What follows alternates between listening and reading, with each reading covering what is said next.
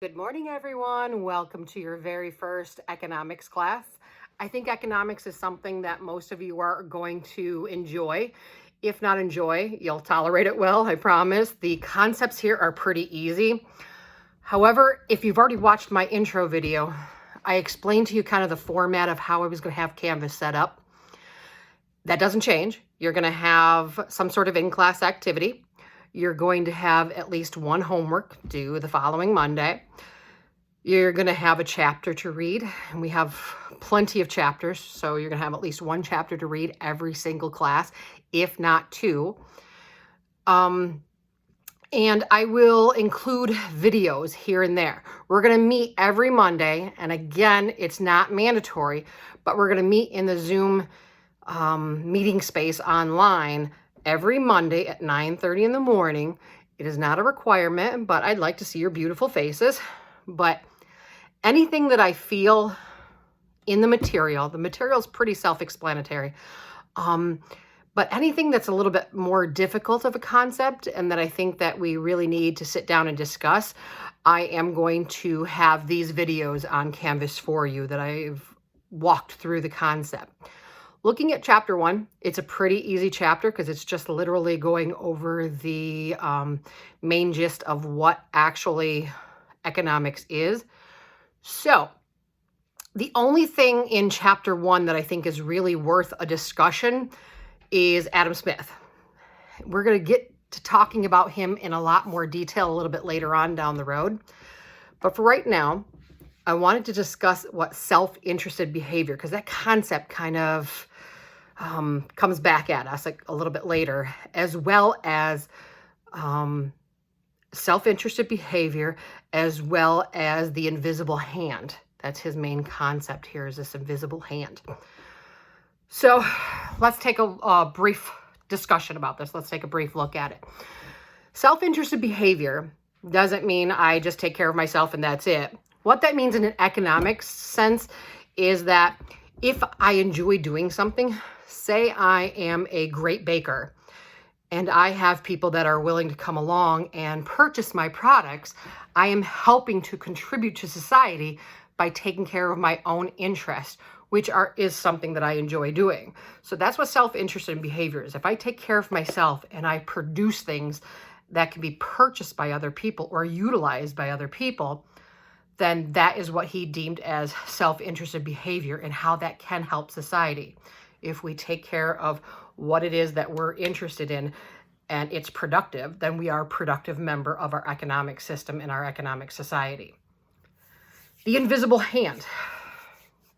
The invisible hand is all about supply and demand and the governmental influence about it. We're going to talk about Keynesian economics. We're going to talk about classical economics.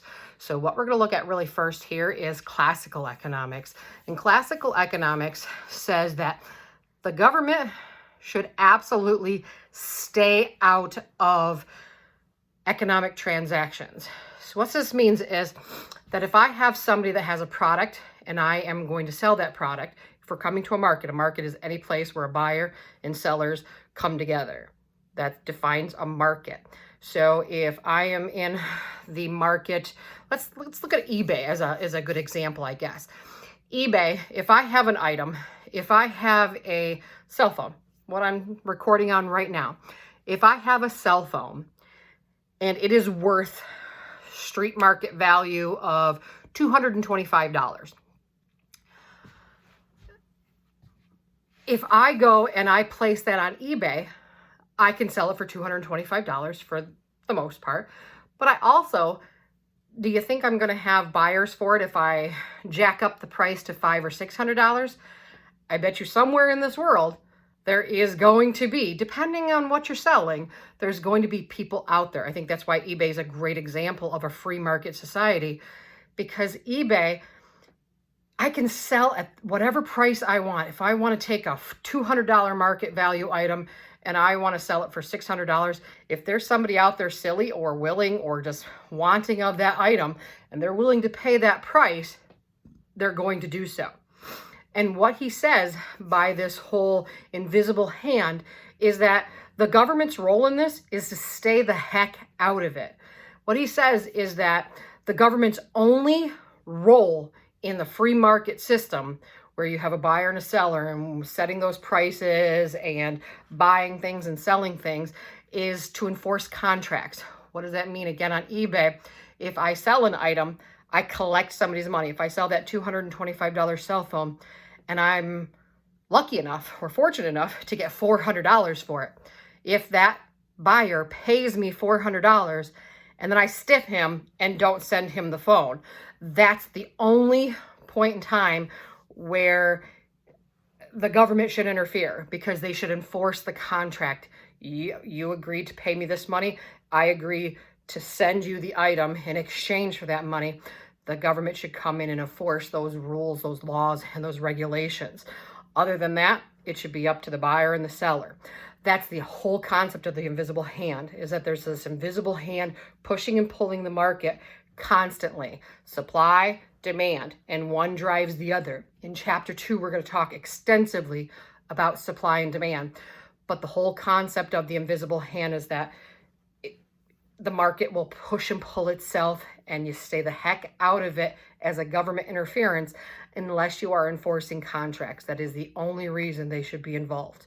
So I think that's really the only difficult concept out of today's lecture. So the rest of it, just look at your PowerPoint and email me with any questions. I'll get back to you as soon as possible, and hopefully I'll see you in class 2. I'm gonna have a couple videos for class 2, because we're gonna start talking about law of demand and law of supply.